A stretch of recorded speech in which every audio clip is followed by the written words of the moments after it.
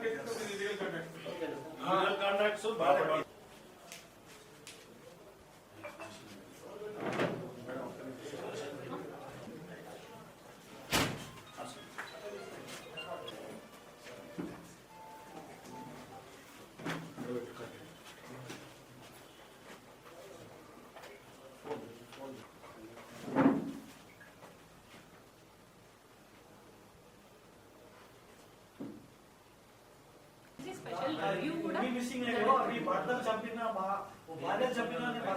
Community outskirts లలో key point madam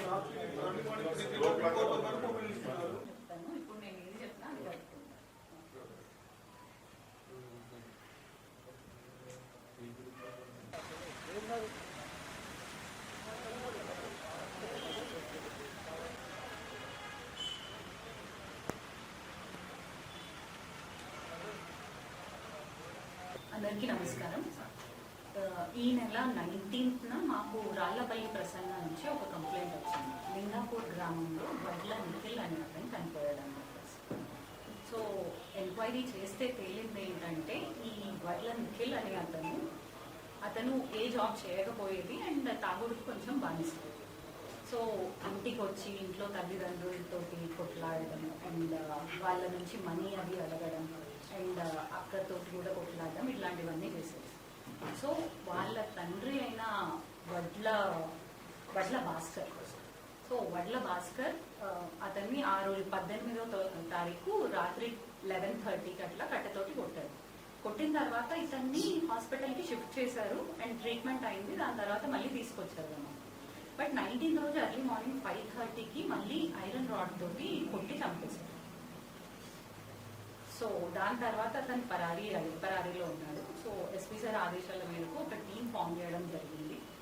so ఈ రోజు మార్నింగ్ 10:30కి అట్లా అతను ఆ నిందితుడు వడ్ల భాస్కర్ దొరికాడు. సో ఇది case and I appreciate my team, CI Raman and SI Devanpalli SI Raju and the team అది తొందరగా రియాక్ట్ అయ్యి అండ్ ఈరోజు మార్నింగ్ ట్రేస్ చేశారు. సో అతను ఈరోజు కస్టడీలో పంపారు.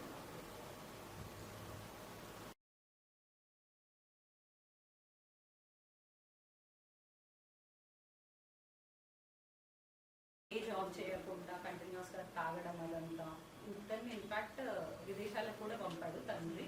బట్ అతను అక్కడ కూడా జాబ్ చేయకుండా వెనక్కి వచ్చాడు అండ్ తల్లిదండ్రుల్ని కంటిన్యూస్గా కొట్టేవాడు, తిట్టేవాడు, అదంతా చేసేవాడు. సో అట్లా వల్ల మాకు ఎట్లయినా ప్రమాదం ఉంది అని చెప్పేసి కొడుకుని చంపాడు. డ్రగ్స్